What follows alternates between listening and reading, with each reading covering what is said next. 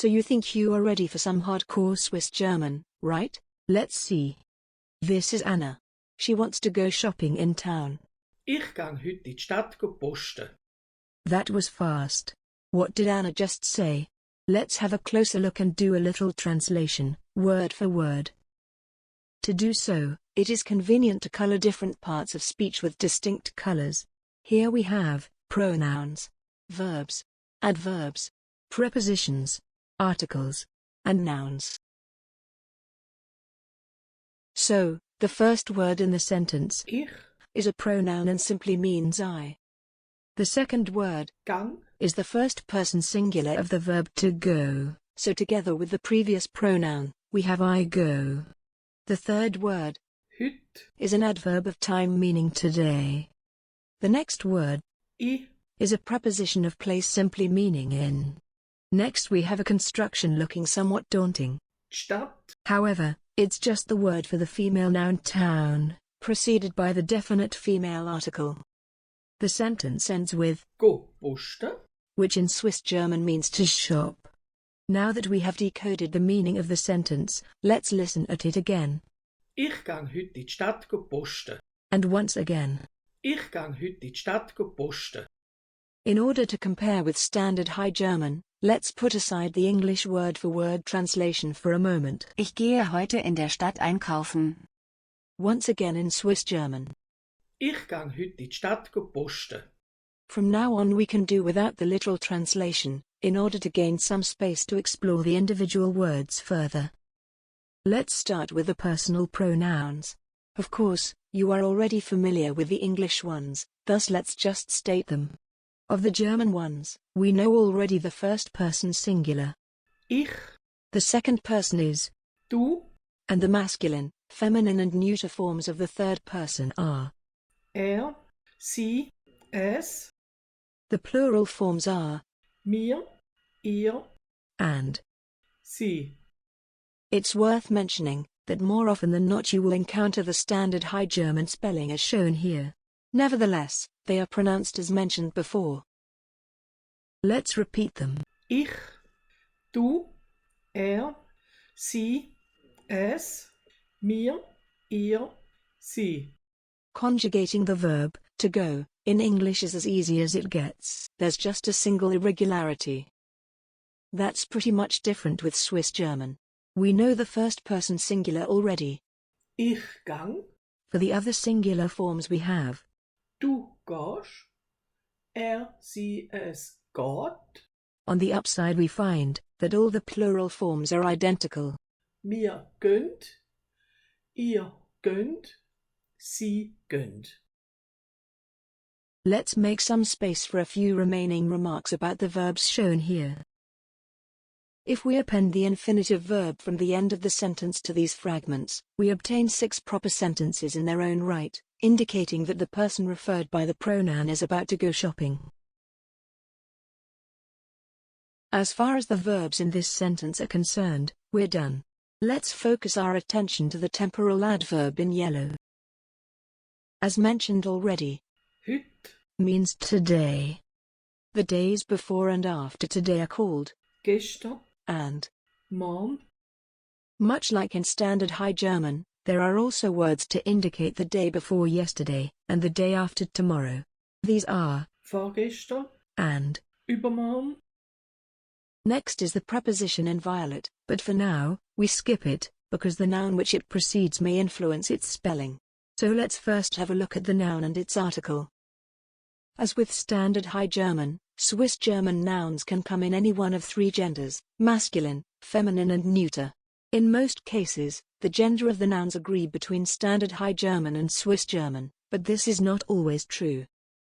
The Swiss German word for town happens to be feminine, as is the case for Standard High German.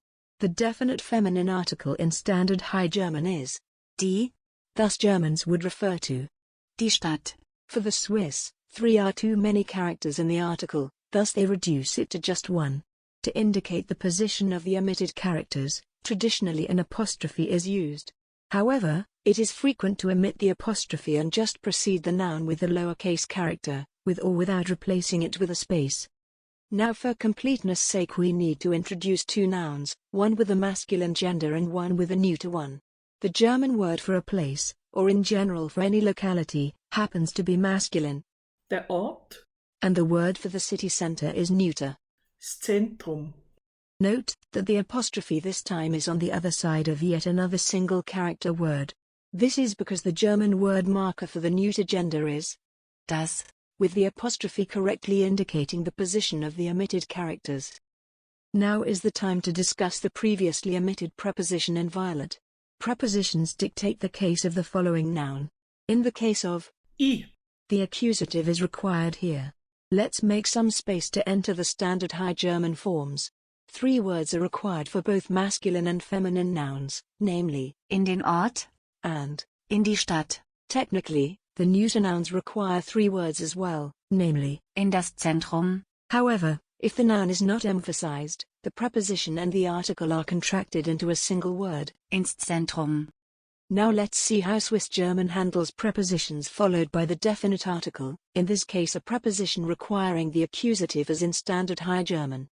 With masculine nouns, the expression I der Ort, is reduced to im Ort. It takes just the N ending of the standard High German article and appends it to the preposition.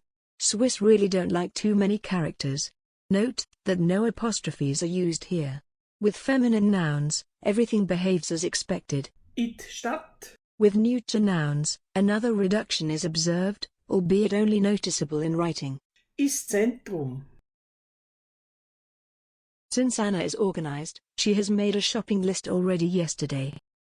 Anna hat gestern eine Postiliste gemacht. As before, let's color the different parts of speech. Let's use the same colors as last time. This time there are 2 articles, 2 nouns, a compound verb consisting of 2 parts, and an adverb of time. As with the first sentence, let's do a word-by-word translation. Anna is spelled the same, but pronounced differently.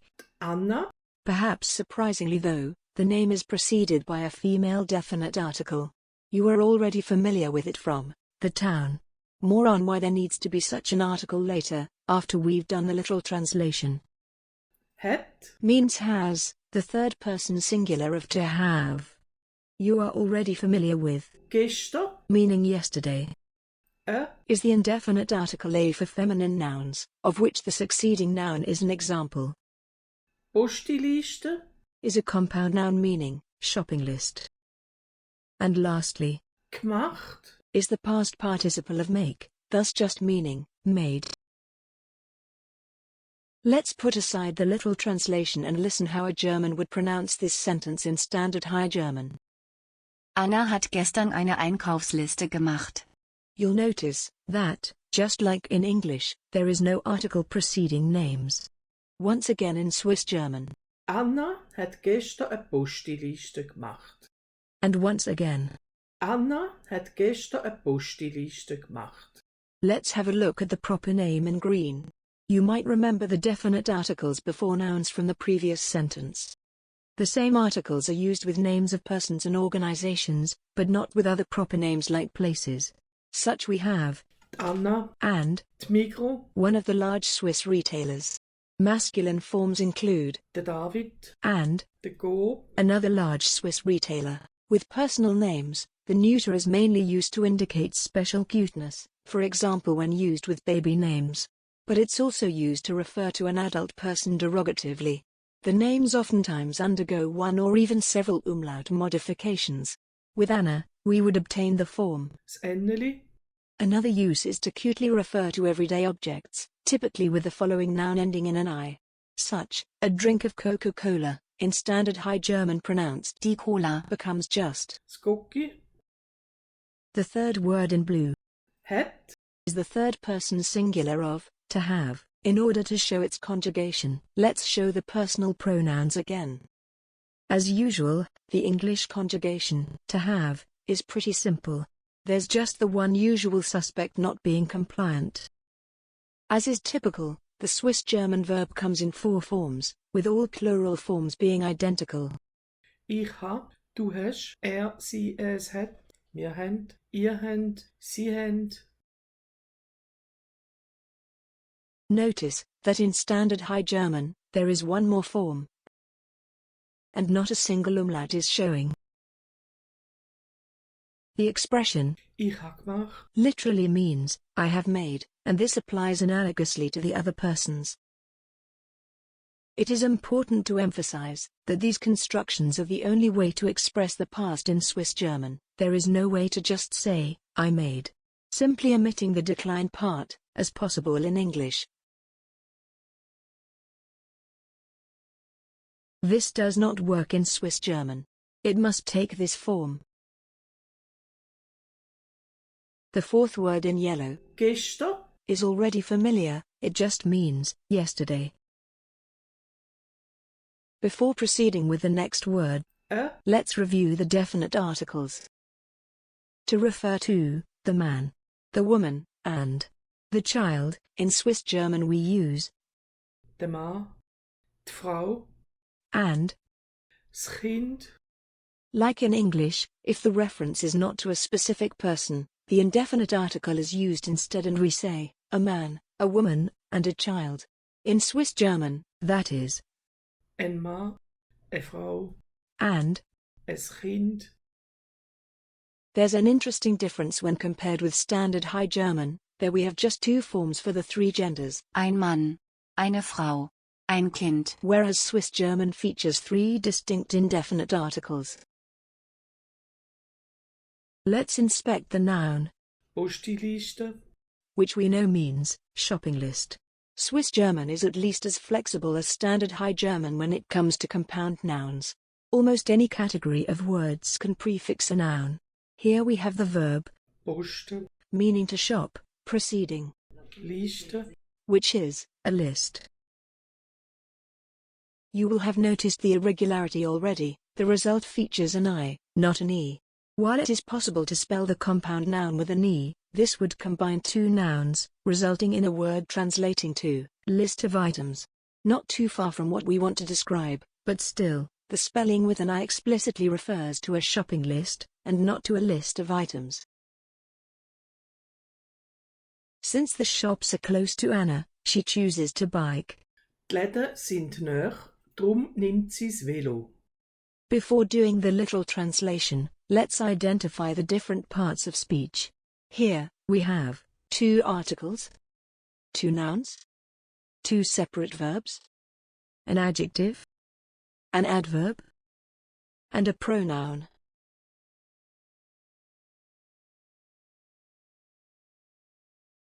You may think that you are already familiar with the article in the sentence's first word, which indeed translates to the. However, this is not the definite female article which we've encountered so far, but the plural definite article. As is the case with Standard High German, both forms are spelled and pronounced identically.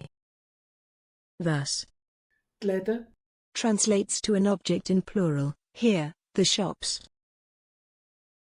The third word in blue sind, is the third person plural of the verb to be, hence, are.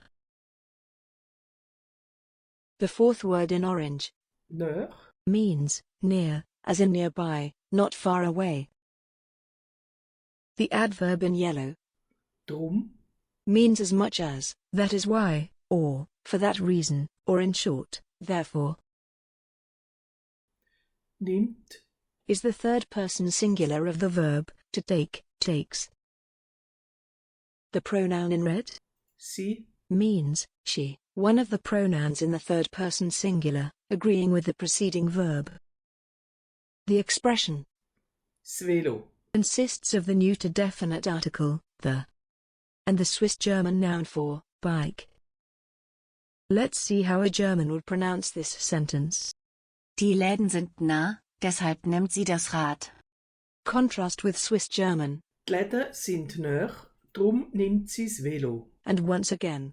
Die Läden sind nahe, drum nimmt sie's Velo. Let's inspect our first plural noun in more detail. To do so it is convenient to once again distinguish between the three genders. In order to gain some space, we will use abbreviations for their names from now on. You will recall the singular forms of the nouns, the man, der Mann, the woman, die Frau, and the child. das Kind. We are ready for their plural forms now. Like in Standard High German, the plural definite article is the same for all three genders, and it is also the same as the feminine singular definite article.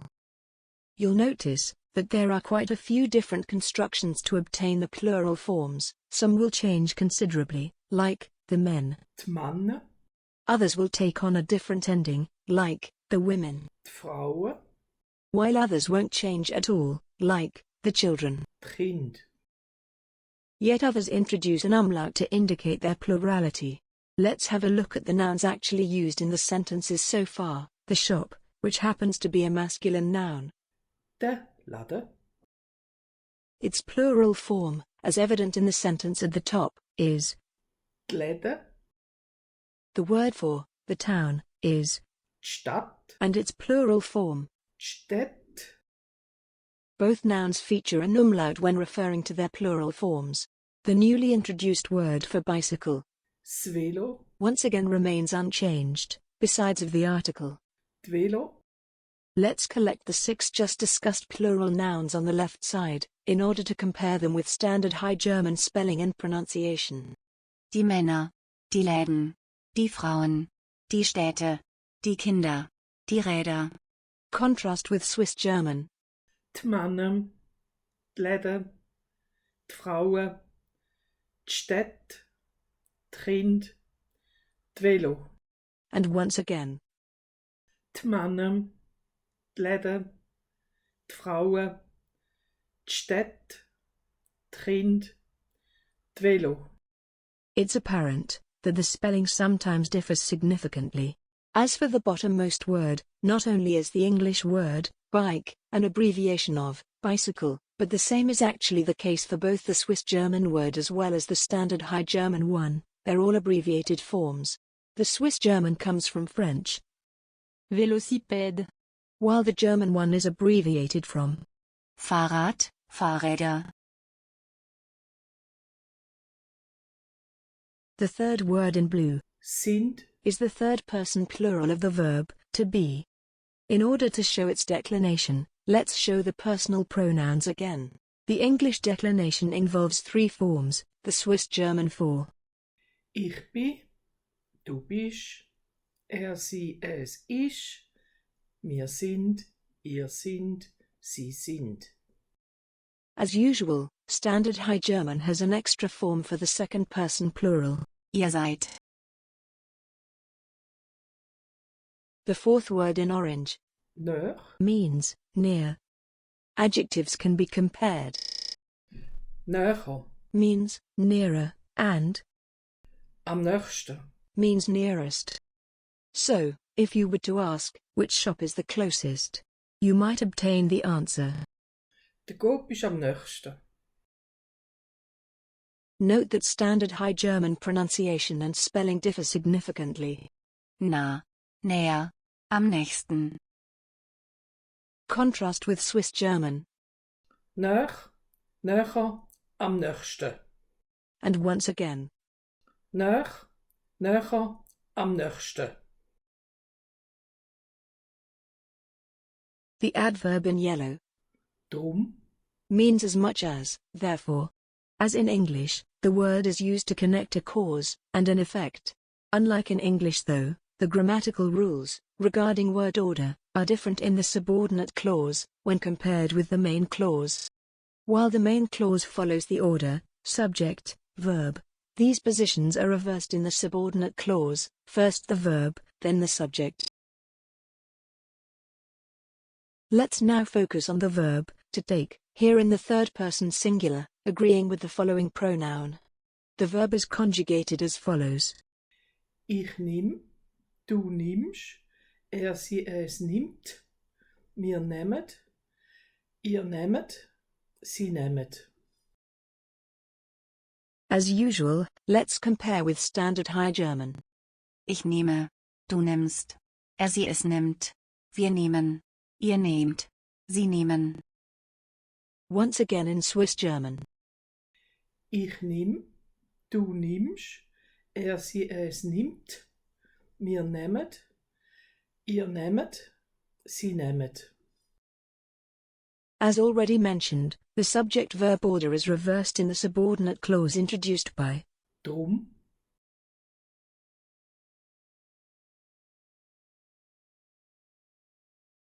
Es ist 9, der Gopek hat aufgemacht. In this sentence, the parts of speech are one pronoun, two verbs, of which the second one includes a past participle, one adjective, one definite article before its noun, and one adverb. You are already familiar with the first two words. They translate to, it is. 9. Means 9 o'clock. The next three words were already discussed. Der Coop. Is one of the large Swiss retailers preceded by its article, and.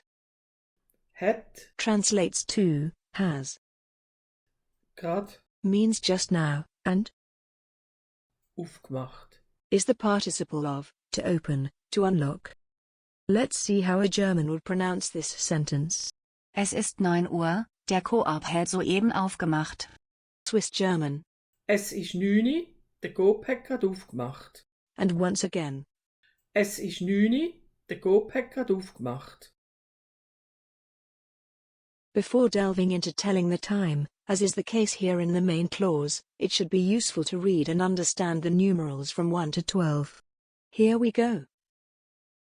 1, 2, 3, 4, 5, 6, 7, 8, 9, 10, 11, 12. And once again. 1, 2, 3, 4, 5, 6, 7, 8, 9, 10, 11, 12. The rules to tell the time are simple. You prepend the numeral with Es ist. in order to obtain. Es ist 1. It is 1 o'clock. Proceed for 2 and 3 o'clock. Es ist 2. Es ist 3. From now on, an I needs to be appended to the numeral, as long as it doesn't end in a vowel. Es ist 4. Es ist 5. Es ist 6. The next numeral 7. ends in a vowel. Such numerals take the ending n plus I. Es ist 7. This is also the case for the numerals 9 and 10. Es ist 8.